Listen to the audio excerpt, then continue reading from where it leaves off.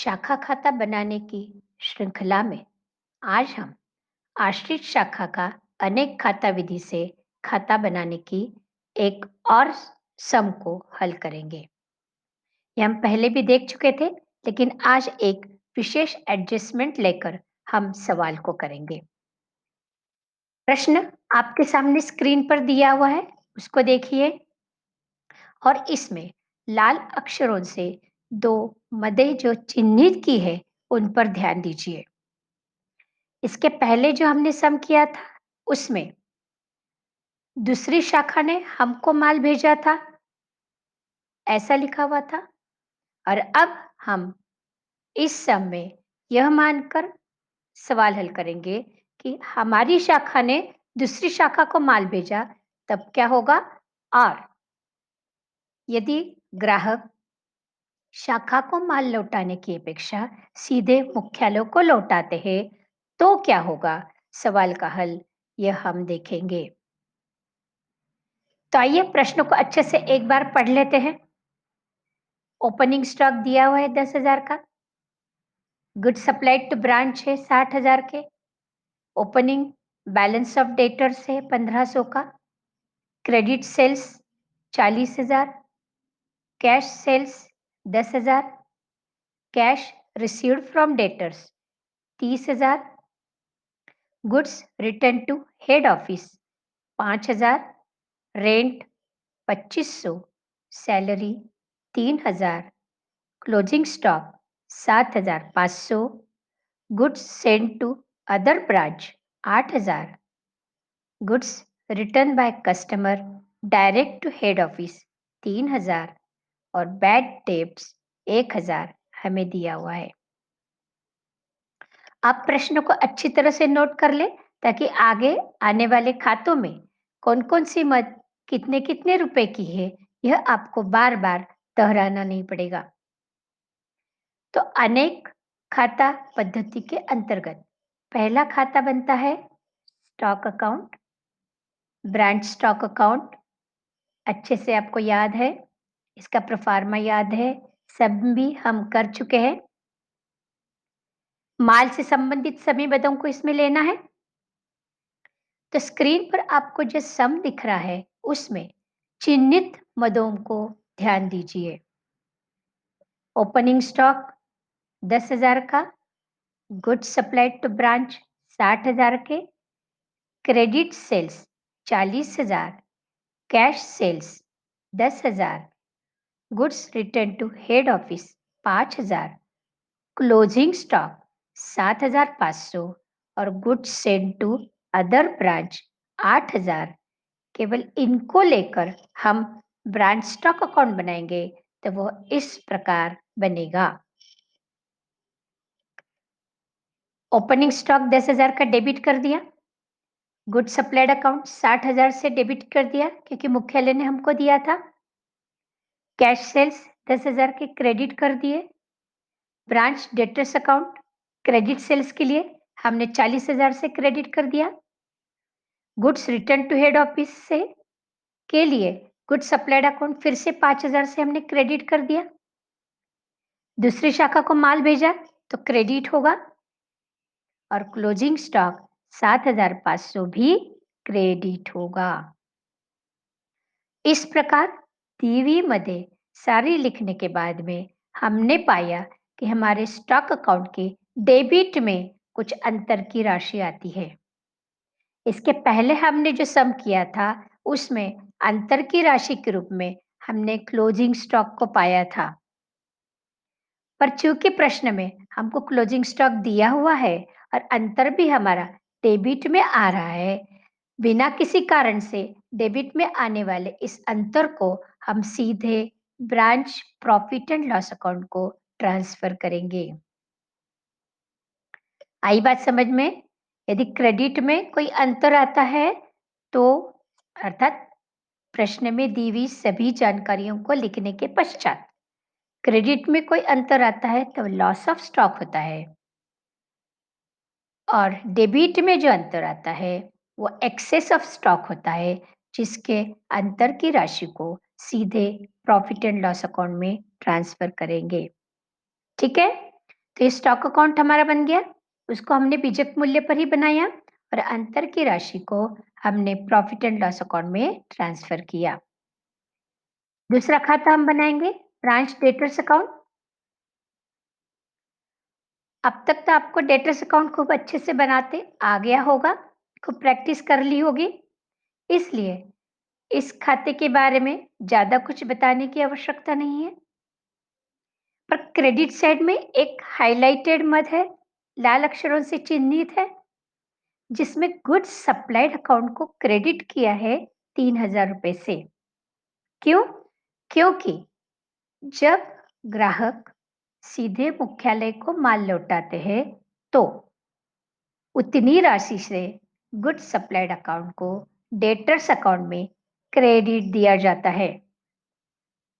एक प्रकार के ये सेल्स रिटर्न ही है, लेकिन शाखा को देने की बजाय ग्राहकों ने मुख्यालय को दे दिए। और मुख्यालय से संबंधित खाता एक ही होता है, गुड सप्लाइड। आता है तो भी गुड सप्लाइड अकाउंट और जाता है तो भी गुड सप्लाइड अकाउंट। ठीक है, तो हमको 3000 रुपए से, अर्थात उस राशि से जो देनदारों ने सीधे मुख्यालय को वापस की है, गुड सप्लाइड अकाउंट को देनदारों के खाते में क्रेडिट करना है और गुड सप्लाइड अकाउंट में डेबिट करना है। इस प्रकार ये हमारा डेटर्स अकाउंट बनेगा, जिसमें हमको ओपनिंग बैलेंस 1500 रुपए का दिया था, जो डेबिट किया हमने। क्रेडिट सेल्स 40,000 रुपए के हमने डेबिट कर दिए। कैश रिसीव्ड फ्रॉम डेटर्स 30,000 रुपए थी, क्रेडिट कर दी। ग्राहकों ने सीधे मुख्यालय को माल लौटाया था 3000 रुपए का, क्रेडिट कर दिया। बैड डेब्ट्स के थे, हमको branch profit and loss account में उनको भेजने हैं, क्रेडिट कर दिए। और क्लोजिंग बैलेंस ऑफ डेटर्स प्रश्न में दिया हुआ था 6500 का, हमने क्रेडिट कर दिया। इस प्रकार हमारा देनदारों का खाता बन गया। अब तीसरा खाता हम बनाएंगे goods sent to branch account. इस खाते पर ध्यान दीजिए थोड़ा सा। देखिए, डेबिट साइड की पहली मत, जो माल मुख्यालय को वापस किया है 5000 रुपए का, उसको बीजक मूल्य पर हमने लिखा। फिर डेबिट साइड की दूसरी मद, बाय ब्रांच डेटर्स अकाउंट, ग्राहकों ने सीधे मुख्यालय को माल लौटाया 3000 रुपए का, इनवॉइस प्राइस पर हमने डेबिट किया। डेबिट साइड की पहली दो मदें क्लियर? ठीक है। अब डेबिट की दूसरी दो मदों पर ध्यान देने की अपेक्षा पहले क्रेडिट साइड में आइए और बाय ब्रांच स्टॉक अकाउंट 60,000 लिखे हैं। क्या है ये मुख्यालय ने भेजा गया माल है, इनवॉइस प्राइस का 60,000 रुपए। ये भी क्लियर? तो डेबिट की पहली दो मदें और क्रेडिट की एक मद, पहली मद के बारे में कोई हमको शंका नहीं है। इनको हमने बीजक मूल्य पर जस का तस लिखा, जैसा हमको प्रश्न में दिया हुआ था। अब यहाँ हमको अंतर की राशियों को समायोजित करना है। तो जो डेबिट में 5000 रुपए रिटर्न टू हेड ऑफिस किए हैं, उसके अंतर की राशि working note number 2, goods return to head office 5000 का 25/125 किया और 1000 रुपए को हमने लिख दिया। इसके बारे में भी कोई कंफ्यूजन नहीं। अब देखिए, मुख्यालय ने हमको 60,000 रुपए का माल भेजा था, उसमें से 3000 रुपए का माल ग्राहकों ने सीधे मुख्यालय को लौटा दिया। इसीलिए मुख्यालय द्वारा भेजे गए माल के अंतर की राशि को निकालने के पहले हम ये 3000 उसमें से घटा देंगे।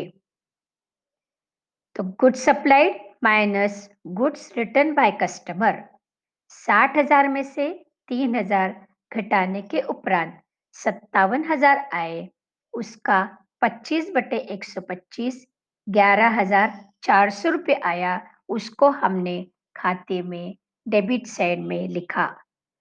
3 स्टार से चिन्हित मद है, ये 11,400 रुपए कैसे आए?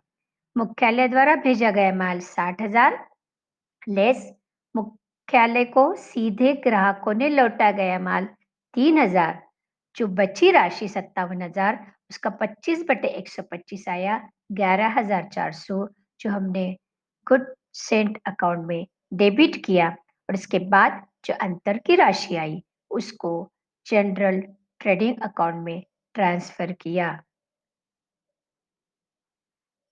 आया समझ में? फिर एक बार रिपीट करना है। चलो ठीक है, सिर्फ ये वाली एडजस्टमेंट बता देती हूँ। पहले फटाफट एक रिवीजन कर लेते हैं। मुख्यालय को वापस किया गया माल 5,000 रुपए इनवाइस प्राइस पर डेबिट कर दिया। ग्राहकों द्वारा लौटाया गया माल 3,000 रुपए डेबिट कर दिया। मुख्यालय ने भेजा गया माल 60,000 रुपए क्रेडिट कर दिया। जो मुख्यालय को वापस किया गया माल 5,000 रुपए है उसका 25/125 1,000 क्रेडिट कर दिया और मुख्यालय ने हमको जो 60,000 रुपए का माल भेजा था उसमें से ग्राहकों द्वारा लौटाया गया माल 3,000 को माइनस करने के बाद में जो राशि बची उसका 25/125 स्टॉक रिजर्व अकाउंट 11,400 हमने डेबिट किया और ये करने के बाद में जनरल ट्रेडिंग अकाउंट के लिए बैलेंसिंग फिगर ट्रांसफर की। तब हमको हमेशा यह ध्यान रखना है कि जब ग्राहक सीधे मुख्यालय को माल लौटाते हैं तब goods sent to branch account बनाते समय जितना माल मुख्यालय ने भेजा होगा उसमें से ग्राहकों द्वारा लौटाया गया माल माइनस करने के बाद हम बीजक मूल्य एवं लागत मूल्य के अंतर की राशि को निकालेंगे और उसको अकाउंट में लिखेंगे। उसको गुड्स सेंट ब्रांच अकाउंट में डेबिट में और इसी राशि को स्टॉक रिजर्व अकाउंट में क्रेडिट में लिखेंगे। ठीक है, अब क्लियर? आगे का खाता देखते हैं। चौथा खाता कौन सा है? स्टॉक रिजर्व अकाउंट निकालना है। तो आइए उसके पहले हम अंतर की राशियों को ज्ञात कर लेते हैं। हमको दिया है शाखा को माल लागत में 25% जोड़कर भेजा जाता है, इसलिए ओपनिंग स्टॉक के अंतर की राशि 25/125 1,000 को लिखना है स्टॉक रिजर्व अकाउंट में। Goods supplied by customer return, ये अभी-अभी हमने देखा है ना? फिर से एक बार आपके सामने है, कोई कन्फ्यूजन हो तो फिर से एक बार दूर कर दूँ।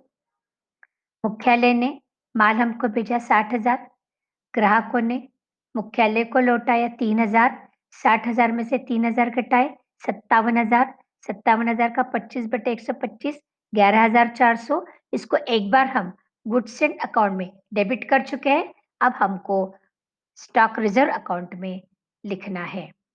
ठीक है? फिर आता है अपने पास में दूसरी ब्रांच को ट्रांसफर किए हमने 8,000, उसका 25/125 आया 1,600। ये देखो, ये उत्तर जो हम निकाल रहे हैं ना, इनकी इन उत्तरों की राशि से ही हमको स्टॉक रिजर्व अकाउंट बनाना है। फिर आता है क्लोजिंग स्टॉक। क्लोजिंग स्टॉक का 25/125 आएगा 2,400। ये 1,600, 2,400, अभी-अभी 11,400 हमने देखा, है ना? इन सब की मदद से हमको स्टॉक रिजर्व अकाउंट बनाना है। वापस किया गया माल 1,000 रुपए के अंतर की राशि को हमने डेबिट कर दिया। दूसरी शाखा को ट्रांसफर किए गए माल के अंतर की राशि 1,600 को हमने डेबिट किया। ओपनिंग स्टॉक के अंतर की राशि 2,000 को हमने क्रेडिट कर दिया। गुड सप्लाइड अकाउंट 11,400 क्रेडिट किया क्योंकि गुड सप्लाइड अकाउंट में हम इसको डेबिट कर चुके हैं। फिर क्लोजिंग स्टॉक के अंतर की राशि जो अभी-अभी हमने ज्ञात की 2,400, इसको डेबिट किया। ये सब लिखने के बाद में हमारे पास में बैलेंसिंग फिगर के रूप में 8,400 रुपए आए। जिसको branch profit and loss account में ट्रांसफर करना है। ठीक है, क्लियर? अब बनाते हैं हम branch profit and loss account. मैंने आपको कहा था कि अभी तक जो हम खाते बना चुके हैं, जहां-जहां हमने प्रॉफिट एंड लॉस अकाउंट लिखा है, पहले उनको लेके आओ। स्टॉक रिजर्व अकाउंट में हमने 8,400 डेबिट में लिखे थे, अब इसको क्रेडिट में लिखा है। स्टॉक अकाउंट में हमने डेबिट में 500 लिखे थे, इसको क्रेडिट में लिखा है। डेटर्स अकाउंट में क्रेडिट में 1,000 लिखे थे, यहाँ डेबिट में लिखा है। इसके अलावा प्रश्न में हमको रेंट 2500 का और सैलरी 3,000 की दी है। इन सबको लिखने के बाद हमारे पास में प्रॉफिट के रूप में 2400 रुपये आए, जो बैलेंसिंग फिगर है, इसको हमने general profit and loss account में ट्रांसफर करना है। इस प्रकार आज हम एक ऐसा सम किया जिसमें दो नई समायोजना थी। एक, जब शाखा दूसरी शाखा को माल भेजती है, और दूसरा, जब ग्राहक सीधे मुख्यालय को माल लौटाते हैं, तब हमें क्या करना है। अच्छे से समझ में आया होगा? एक दो बार इसकी आप रिवीजन कर लीजिए, तब आपको कोई कंफ्यूजन नहीं होगा और फटाफट सारे सम आपके हल होंगे। Thank you and good luck.